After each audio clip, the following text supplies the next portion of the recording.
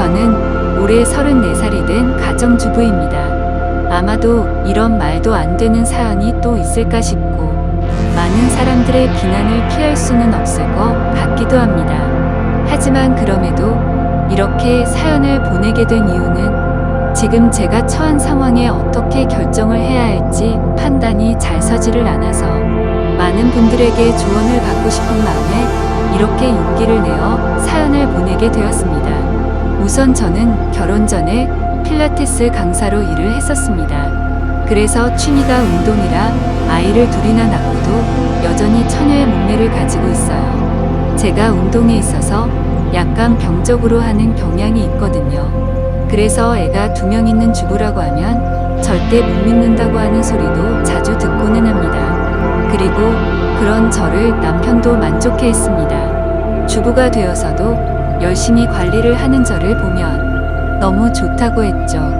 그래서 아이를 낳고도 연애 시절과 다름없이 애정이 깊었고 그래서 그런지 다른 부부들과 달리 저희의 사이는 날이 갈수록 더욱 행복해지는 느낌이 들었습니다. 그렇기에 저는 저희 가족의 행복이 영원히 끝나지 않길 바랬고 남편을 많이 사랑했기에 수많은 남자들의 대시에도 불구하고 한순간의 실수도 만들지 않으려고 노력했습니다. 그런 제게 이런 일이 생겨버릴 줄은 상상조차 하질 못했습니다.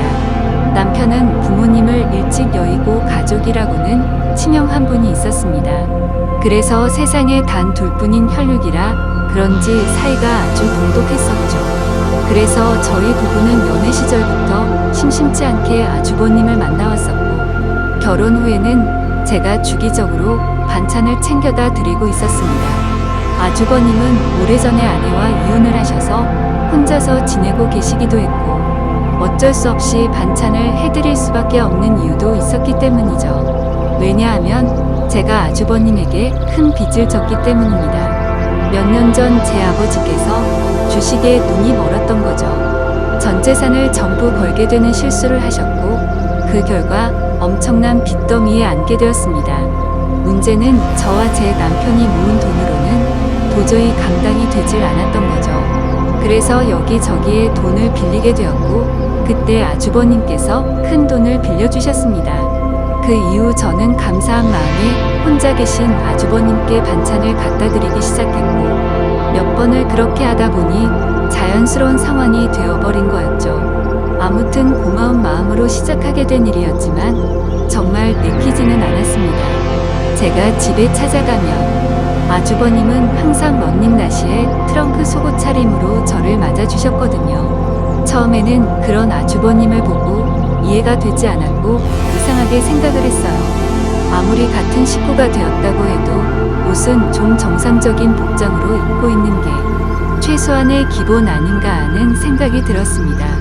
그래서 아주버님께 그렇게 입고 계시다가 다른 사람이 배를 누르면 어쩌시려고 그러냐고 제 나름대로는 은근슬쩍 말을 돌려서 표현을 해봤죠. 그런데 아주버님은 음흉하게 웃으시면서 재수 씨는 내가 이렇게 있는 게 싫은 거냐고 하시면서 되묻는데 저는 할 말이 없더라고요. 그래서 그냥 반찬 냉장고에 넣어드리고는 얼른 아주버님 집에서 나왔습니다.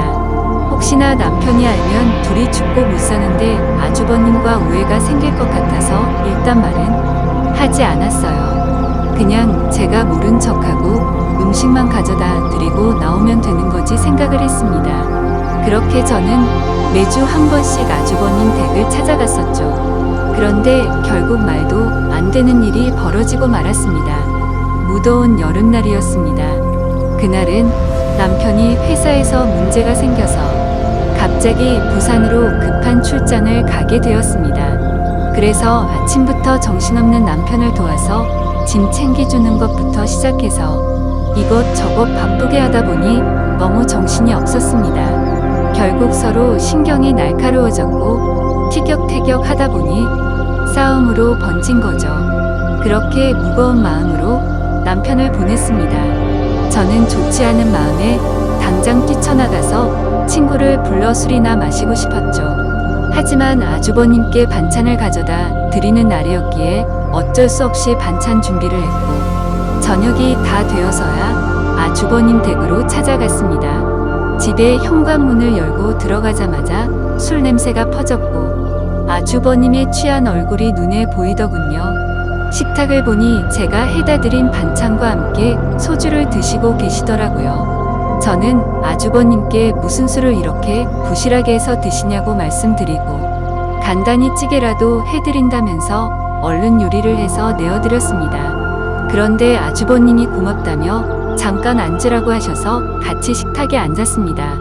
아주버님은 저에게 매번 자기 반찬까지 해다 주느라 몸이 고생이라며 고맙다고 하시더라고요. 그러면서 제게 술을 한 잔 따라 주셨어요. 아침부터 부부싸움을 해서 술을 마시고 싶었는데 잘됐다 싶어서 마셨죠.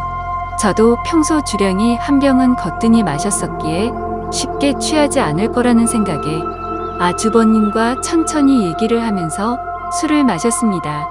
그렇게 저는 아주버님과 진솔한 이야기들은 오랫동안 했습니다. 아주버님이 이혼을 하게 된 이유에 대해서 말씀해 주시는데 저는 처음 듣는 얘기였죠. 알고 보니 아주버님의 아내 되셨던 분이 사이비 모임에 너무 심하게 빠지시는 바람에 정말 할 수 있는 건 다 해봤다고 하더라고요. 근데 결국에는 마음을 돌릴 수 없었다며 눈물을 흘리시는데 그런 모습을 보고 있으니 너무 안타까웠고 가엽게 느껴졌습니다. 그렇게 저도 모르게 고민 상담을 해주다 보니 주량을 넘어서서 더 마시게 되었죠. 근데 평소와 달리 무더운 여름에 빈속으로 마셔서 그런지 엄청나게 빨리 취기가 올라오더군요. 사실 저는 술을 과하게 마시면 필름이 엄청 심하게 끊기는 편인데 결국 그날 저는 살면서 가장 후회되는 실수를 하고야 말았습니다. 한참을 얘기하다가 아주버님은 피곤하면 잠깐이라도 눈 좀 붙이고 가라고 했고 저는 머리도 빙빙 돌고 제정신이 아니어서 대답조차 못하는 상황이었습니다. 그러면서 아주버님은 저를 부축해줬고 저는 방으로 따라 들어가서 누웠던 것까지만 기억이 나네요. 그렇게 잠을 자다 잠시 깼는데 아주버님이 옆에서 제게 팔베개를 해주고 있었고 저도 술에 취해서 미쳐버린 건지 남편인가 착각하고 정신을 놓고 눈을 감았습니다.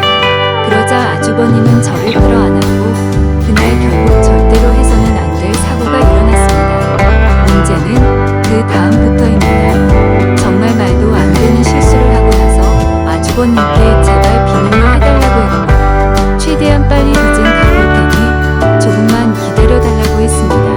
그리고 반찬은 앞으로 가져다 드리기 어려울 것 같다고 했습니다.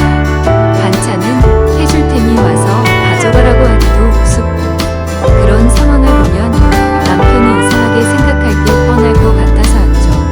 하지만 아주버님은 우리가 실수를 한 건 맞지만 좋았던 거 아니냐며 하는데 저는 생각하기도 싫어서 죄송하다고 하고는 집으로 돌아갔습니다. 그렇게 그 일이 있고부터 마법이 걸리는 날인데 주기가 점점 늦어지는 것 같았습니다. 정말 너무 불안해서 미칠 것 같더라고요. 설마 아니겠지라는 마음으로 임신 테스트기를 사서 해보니 두 줄이 뜨더군요. 어떻게 한 번의 실수로 이럴 수가 있나 싶었고 눈물이 났습니다. 남편과는 셋째 생각이 없었기에 철저하게 조심해서 관계를 가졌습니다. 그래서 남편이 알게 되면 저를 몸을 함부로 굴리는 그런 여자로 보이게 뻔해요. 이혼하게 될까봐 너무 무섭고 겁이 났습니다. 저는 그 길로 당장 아주버님 댁으로 찾아갔습니다. 도대체 저한테 무슨 짓을 하신 거냐고 임신 테스트를 해봤는데 임신을 하게 됐다고 욕을 했습니다. 정말 하늘이 무너져 내리는 기분에 아주버님을 노려보며 눈물을 펑펑 쏟아냈습니다. 아주버님은 한참을 가만히 있더니 한숨을 푹 내쉬더군요. 그때부터는 정말 제가 알던 아주버님이 아니었습니다. 갑자기 기어란 말투로 네가 조심했어야지 왜 나한테 뭐라고 하냐며 술 먹고 꼬리 칠 땐 언제고 기억도 못하고 피임을 안 했냐고 하더라고요. 저는 그 말을 듣는데 눈앞에 보이는 게 없었습니다. 너무 어이가 없고 화가 나서 아주버님이라는 것도 잊고 달려가서 아주버님의 얼굴에 뺨을 때렸습니다. 아주버님의 돋보기 안경이 박살나면서 거실 바닥에 내동댕이 쳐졌고 얼굴을 때리내며 저를 밀쳤습니다. 저는 엄청 세게 울며 그 자리에서 뒤로 낮아빠졌습니다. 솔직히 그런 행동을 보고 나니까 무서워서 도저히 거기에 있지를 못하겠더라고요. 그래서 저는 얼른 뛰쳐나와서 집으로 돌아왔습니다. 집에서 몸을 살펴보니 밀쳐지면서 어디에 부딪혔는지 엄청 크게 멍이 파랗게 들었더라고요. 그런 제 모습을 보면서 너무 서러웠고 저는 옷도 갈아입지 않고 침대에 걸터 앉아서 멍을 울고 있었습니다. 그렇게 울다 지쳐 저녁까지 잠이 들었던 거죠. 남편이 들어오는 것도 몰랐는데 갑자기 방에 불이 켜지더니 남편이 제 몰골을 보고는 깜짝 놀랐습니다. 펑펑 운 탓에 화장은 엉망진창이었고 몸에 큰 멍이 들어있었으니 말이죠. 남편은 이게 도대체 무슨 일이냐고 저를 추궁했습니다. 저는 아무 말도 못하고 그냥 가만히 있었습니다. 남편은 얼른 말하라고 계속 저를 다그쳤죠. 누가 봐도 물어보지 않는 게 이상한 상황이었습니다. 집에 왔더니 얼굴이 엉망진창이고 몸에 멍자국이 선명한데 어떻게 이걸 그냥 넘어갈 수가 있을까요? 정말 제가 너무 멍청한 실수를 또 해버리게 된 거죠. 그렇게 계속해서 추궁하던 남편은 갑자기 침대 옆에 놓인 물건을 집어들더군요. 살짝 고개를 들어서 봤더니 제가 테스트를 하고 놓아둔 임신 테스트기였습니다. 그걸 확인하더니 남편은 떨리는 목소리로 이게 도대체 뭐냐며 물었습니다. 저는 남편에게 아무 말도 못하고 여보 미안해 라고 하며 소리내 울었습니다. 남편은 한참을 말없이 가만히 서 있었습니다. 그렇게 있다가 저에게 누구냐고 물었고 제가 대답을 못하자 소리를 치기 시작했습니다. 누군지 빨리 말하라며 저에게 계속해서 물었고 저는 결국 사실대로 말할 수밖에 없었습니다. 저번에 당신이 출장 갔을 때 아주버님 반찬 갖다 드리러 갔다가 술 마시고 진짜 딱 한 번 실수한 거라고 말했습니다. 남편은 아무 말 없이 그 자리에서 얼어붙어 버렸습니다. 한참 동안 아무 말 없이 그렇게 저를 바라보던 남편은 너는 일단 나중에 봐 라고 말하고는 집을 나갔습니다. 저는 뭔가 되돌릴 수 없는 사고가 벌어질 것 같아서 갑자기 엄청 걱정이 됐습니다. 그래서 설마 하는 마음으로 얼른 남편의 뒤를 따라갔습니다. 근데 이미 문을 열고 나가보니 남편은 차를 타고 가더라고요. 그래서 저는 재빨리 택시를 불렀고 아주버님의 집으로 향했습니다. 너무 떨리는 마음으로 아주버님 댁에 다가가자 현관문이 활짝 열려 있더라고요. 가까이 다가가서 보니까 집안이 엉망진창이 되어 있었습니다. 온갖 물건들은 널브러져 있었고 아주버님의 얼굴 상태는 엉망이 되어 있었습니다. 남편은 어떻게 내 와이프랑 이딴 짓을 하냐고 그러면서 이제 나는 어떻게 해야 하냐면서 소리내 울면서 있더라고요. 저는 너무 무섭고 마음이 아파서 어찌할 줄 모르겠는 마음에 눈을 감고 울고 있었습니다. 아주버님은 남편의 말을 듣고 한참 동안 가만히 있더니 인간 같지도 않은 말을 내뱉었습니다. 네 와이프 간수는 네가 잘해야지 도대체 왜 나만 이상한 놈으로 만드냐고 하더니 둘 다 꼴 보기 싫으니까 천박한 네 와이프 데리고 꺼지라고 하더라고요. 정말 목숨도 내어줄 것만 같았던 두 형제는 그렇게 순식간에 사이가 무너졌습니다. 저의 잘못 인정하고 반성합니다. 남편에겐 정말 죽을 죄를 지었다고 생각하고요. 근데 어떻게 같이 잘못을 저지르고도 저렇게 뻔뻔한 지소름이 끼쳤습니다. 잘못했다고 빌어야 할 상황임에도 불구하고 오히려 자신의 잘못을 인정하지 않고 와이프를 그렇게 내버려 둔 남편의 잘못이라며 남편 탓을 하는데 그걸 보고 있으니 저딴 더러운 사람과 관계를 가졌다는 제 자신이 너무 미웠고 미쳐버릴 것 같았습니다. 남편도 너무 크게 충격을 받았는지 현관에서 주저앉아서 울고 있었습니다. 그러더니 저와 아주버님을 번갈아 보더니 큰 소리로 욕을 외치고 밖으로 뛰쳐나갔습니다. 그렇게 밖으로 뛰쳐나간 남편과는 연락이 두절된 채로 1년이 지났습니다. 저는 어쩔 수 없이 아이를 낳게 되었습니다. 생명이 소중하고 제 아이가 잘못한 게 아닌데 어떻게 하나요? 아이를 볼 때마다 상처가 됐지만 미우나 고우나 그렇게 하루하루를 지내고 있었습니다. 생활비는 아주버님이 보내주시는 돈으로 아이에게 먹일 분유와 기저귀를 샀습니다. 사실 그 돈도 더러워서 받기가 싫었습니다. 그냥 제가 일자리를 구해서 돈을 벌어서 먹이고 싶었습니다. 하지만 결코 현실적으로 그렇게 하기에는 제 상황이 말이 아니었습니다. 두 아이를 키우고 케어하는 것조차도 벅찬 상황이었고 당장 아기를 봐줄 사람도 없었습니다. 그렇다고 아주버님에게 맡기기는 죽기보다도 더 싫었습니다. 원래라면 큰아빠라고 불러야 하지만 큰아빠가 아닌 아빠라고 불러야 하는 건가 싶고 이런 거지 같은 족보를 만든 제 자신이 너무 싫었습니다. 정말 저도 모든 걸 포기하고 싶었습니다. 그래도 인간이라면 자기가 저지른 일에 대한 책임은 지는 게 맞는 것이라 생각했죠. 그리고 제 아이의 잘못도 아닌데 기껏 낳아놓고 내팽겨 칠 수는 없었습니다. 아무튼 저는 그렇게 지옥 같은 나날을 보내고 있었습니다. 그러던 중에 갑자기 모르는 번호로 전화가 오게 된 거죠. 전화를 받아보니 그토록 그리워하고 보고 싶었던 남편의 목소리였습니다. 하지만 남편의 목소리는 너무나도 차가웠습니다. 어떻게 알았던 건지 제가 아주버님의 아이를 낳은 사실은 이미 알고 있었습니다. 남편은 두 번 다시는 저를 보고 싶지 않다고 했고 그 아이도 보고 싶지 않다고 했습니다. 그러니까 긴 말 하지 말고 이혼하자고 하더라고요. 저는 미안한 마음과 반가운 마음이 교차하면서 일단은 남편에게 안부를 먼저 물었습니다. 몸은 괜찮은지 잘 지내고 있었는지 물었고 지금 어디에서 살고 있느냐고 숨도 안 쉬고 다급히 물었습니다. 남편은 그 말에 참 웃기다고 했습니다.